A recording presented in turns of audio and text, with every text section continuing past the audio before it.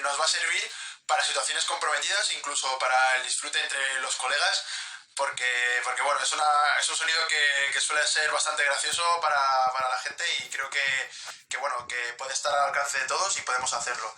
El sonido en cuestión es imitar el sonido que hace un grillo. Es un sonido que se usa mucho en las películas, ¿no? En la típica casa de noche que se escucha el grillito.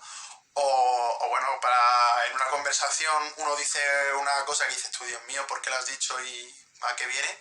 Y todo el mundo se queda callado y el grillo ahí pega perfectamente y ya se parte todo el mundo, ¿no?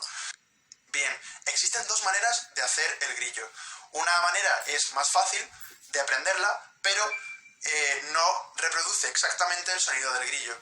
Sin embargo, la otra es más difícil en el sentido de que, bueno, vamos a necesitar un poco más de tiempo para poder aprenderla, pero tampoco mucho, y reproduce casi a la perfección el sonido del grillo. Así que vamos allá. Si queréis, empezamos primero por el fácil y luego vamos dándole bola al tema.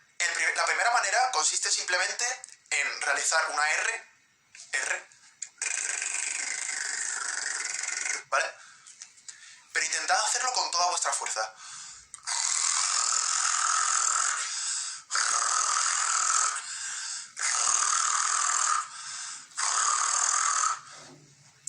Y ahora queda la segunda parte, que es añadirle voz, una voz aguda, como decir y.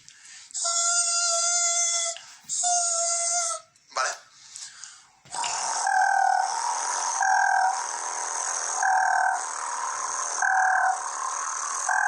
Si os dais cuenta, paro de hacer la voz mientras continúo haciendo la R para que imite ese grillo que suena.